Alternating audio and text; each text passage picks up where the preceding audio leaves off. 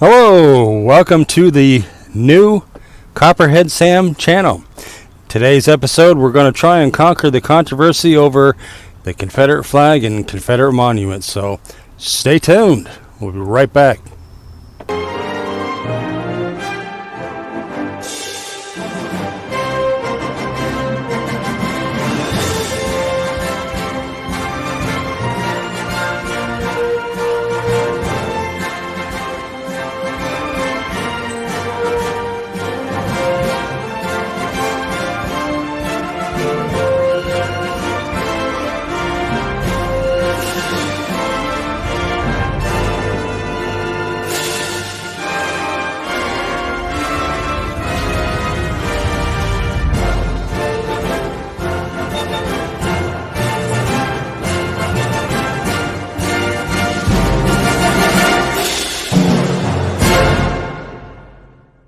Well, welcome back to the channel.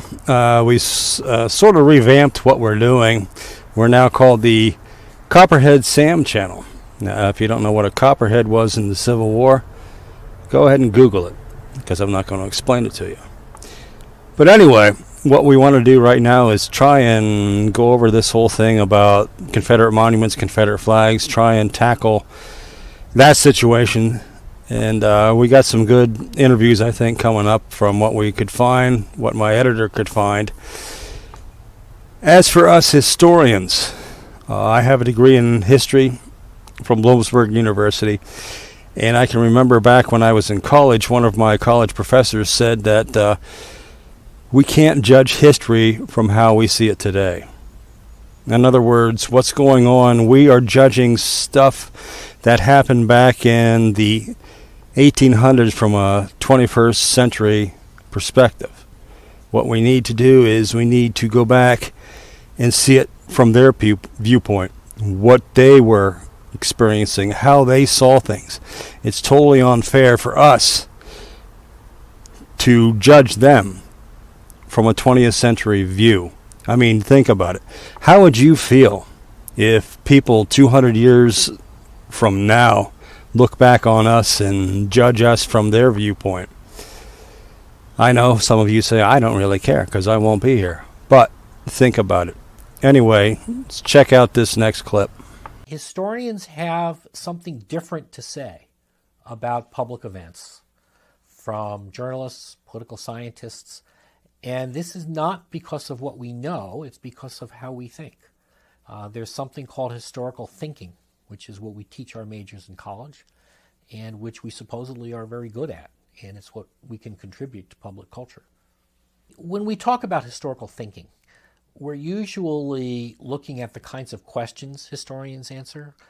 For example, when we teach history, whether at the high school level or the college level, one of the things we tell students is that it's much harder to ask a good question than to find the answer. And that's because asking a good question means thinking about context. It means trying to figure out what's important and why it's important. The classic graduate orals question, for example, after somebody goes through 15 minutes of narrating something, or a question that's often asked in a dissertation defense, is, so what? And it's combining the exciting narrative, that narrative that people find interesting about history, with that so what question. And when we talk about historical thinking, we talk about asking that so what question in terms of context, in terms of change. The other thing that historical thinking emphasizes is understanding how change happens, why change happens, or why it doesn't.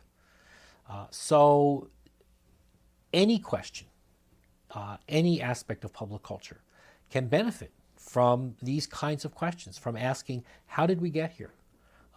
Why did it turn out this way instead of that way? And these are always historical questions. In terms of Confederate flags, one of the things people don't understand is when they see a Confederate flag, they think of the one with the St. Andrew's cross.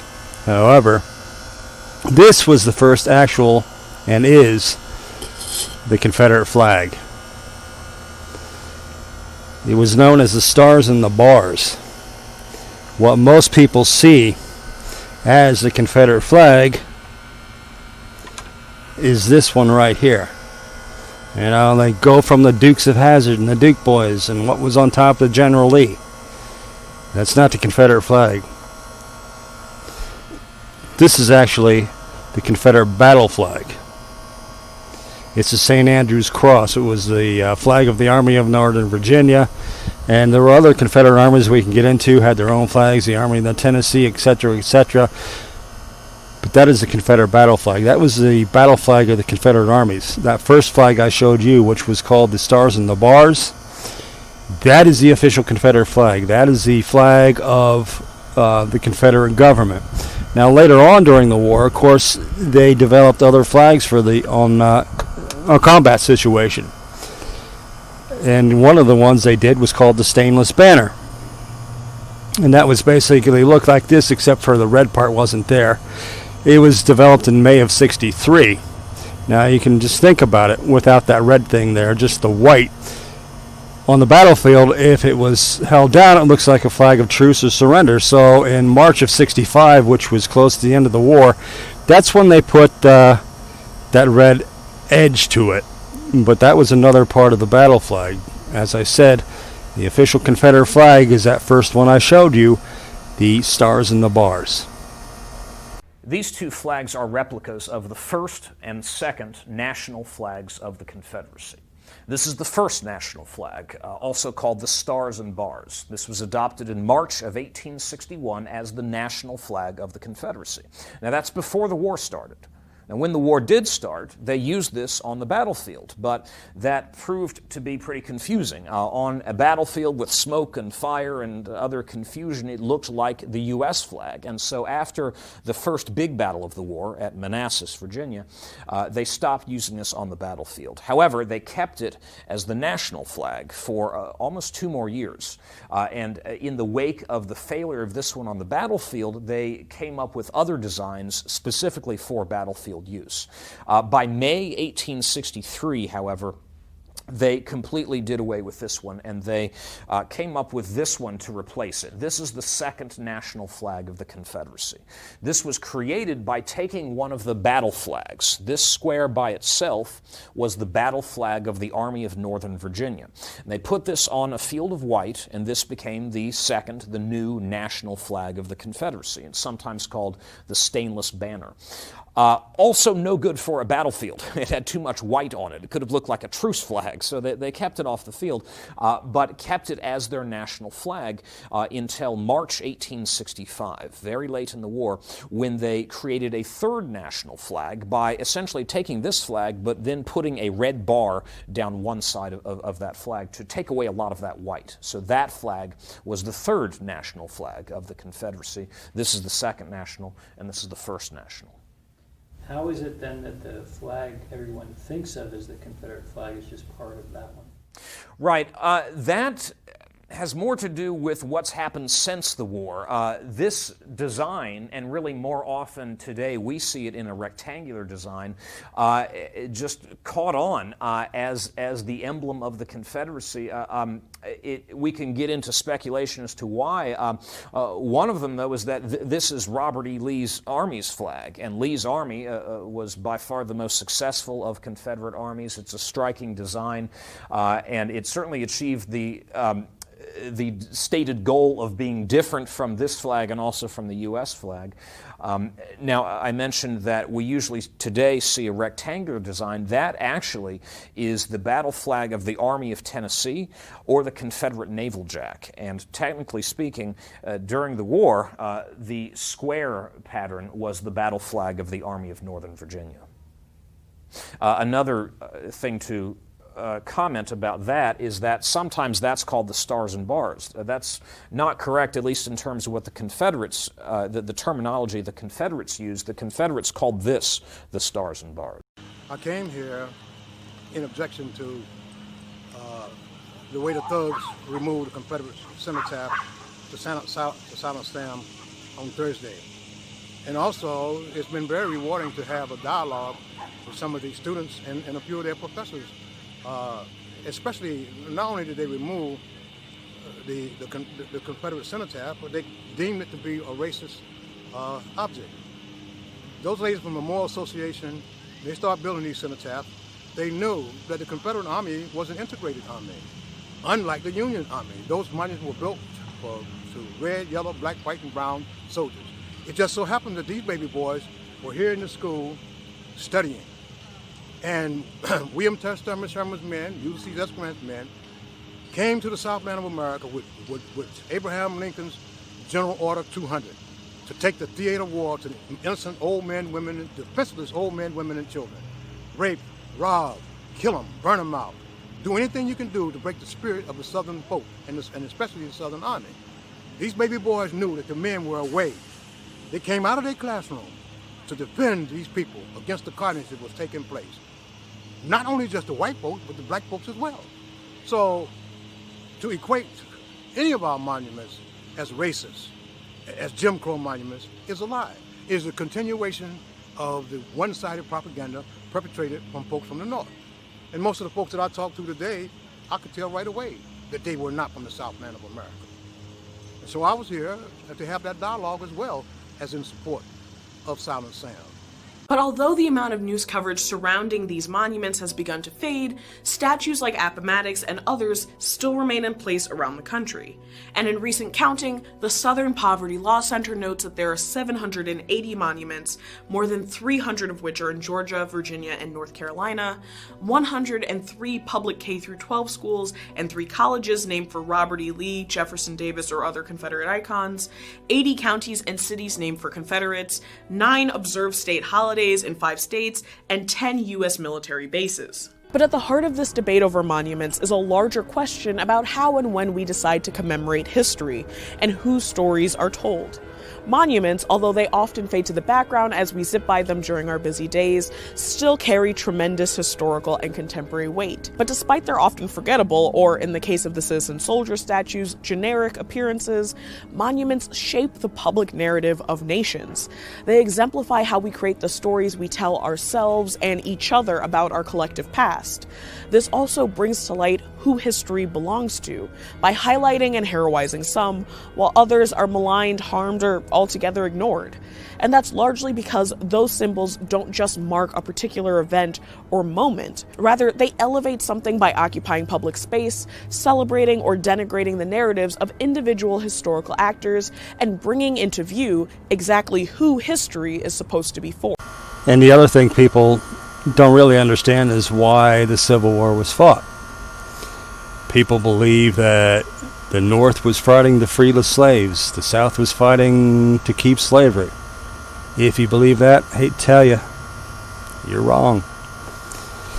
The reason the North fought the war, for the first thing is with the firing on Fort Sumter in April of 1861, most Northerners saw it as a front. It was an attack on our nation. And the reason they joined up and went to war was to preserve the Union, not to fight to free the slaves.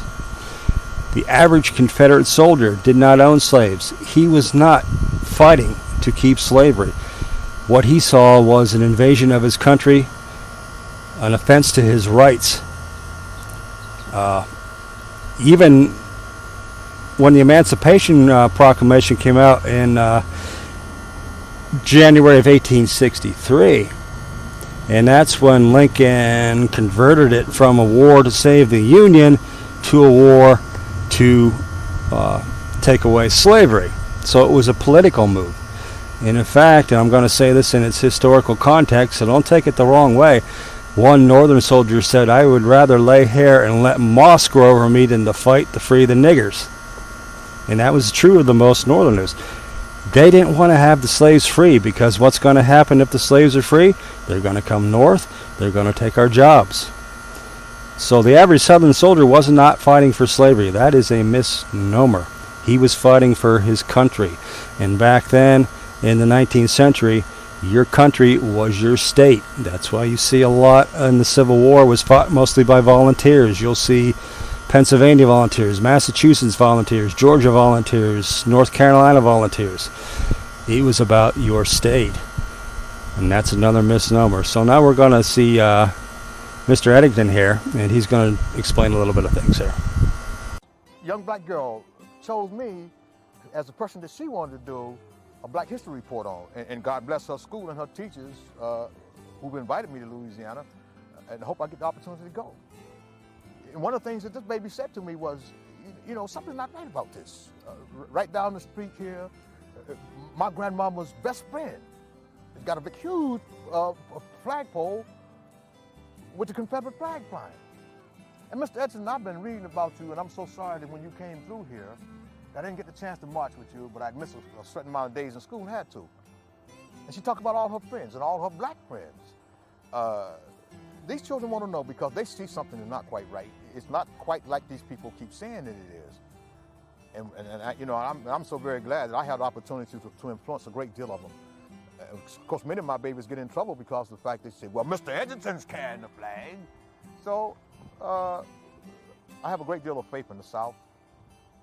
I have a great deal of faith in our young generation, even though we say that they don't say yes, sir, no, ma'am, and they've not taught to say the Lord's Prayer.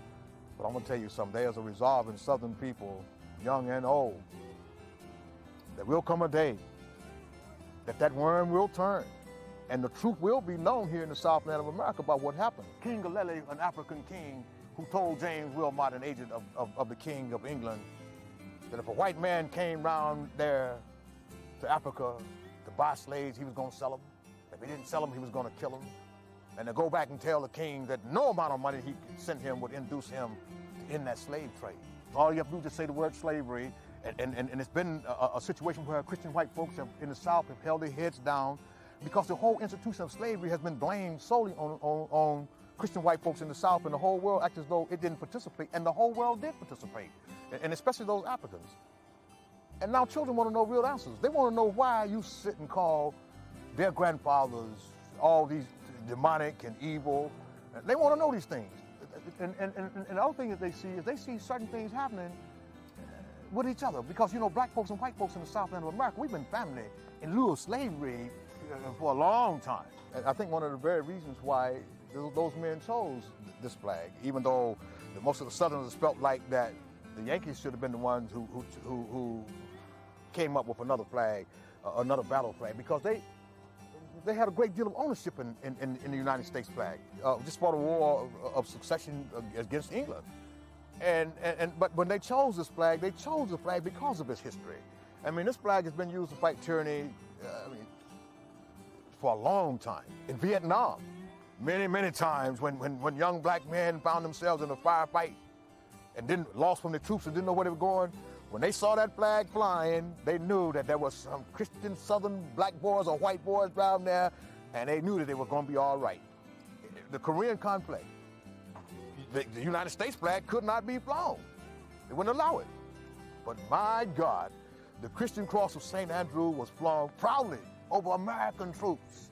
And people don't even know about these things. The first thing they want to do is just holler slavery and end all debate. What people don't understand, see what has happened to us as Southerners for so long, we've been dumbed down, even since Reconstruction, with the advent of the building of the Freedmen's Bureau in 1865, certainly the North knew that it had to come down here and propagandize the South. So it sent its teachers here, it dumbed our children down. They did everything they could do to divide and separate black folks and white folks in the Southland of America.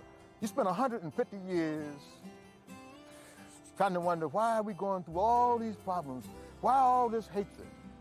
Why things haven't happened? I heard somebody mention the Honorable R.L. Dabney from Prince Edward County, Virginia today. You know, Reverend Dabney sent a letter to General Howard at the Freedmen's Bureau in 1865 and told him, like a prophet, don't do these black folks bad. Don't take them around to your prisons and stuff. Maybe we haven't done a good by and by the South. That's what y'all claim. Now you have all the money, all the resources, do good by our black family members. And what did they do? 150 years we've lived in depression, bad rule, because, you know, I don't know why some black folks think the northern folks have this great love for them. Those northern folks know history. They know about all those black folks who ran with white folks around here and fought and died and sniped and killed Yankees. They don't have no love. There's no love for them around here. Here's the thing about it for me, the terrible irony of this thing is this. If the North did anything, any victory, See, because for me, the victory didn't come with Marsh Lee over there at Appomattox Courthouse for those folks. It did not come. Because they knew that in the hearts of Southern people, even though you might have won the battle on the field because you outnumbered us, you had repeater rifles, you had soldiers of fortune you were bringing in from all over the place, in the hearts and minds of us, that thing still was there, the love for the Southland of America. So the only way, basically, that we could do this thing is to dumb down the people and grab black folks and divide and separate them down in the South. We can't have those black folks around there voting with their Southern white family. What was the sense of going to war if we did that? So, and orchestrated, and this was very programmed.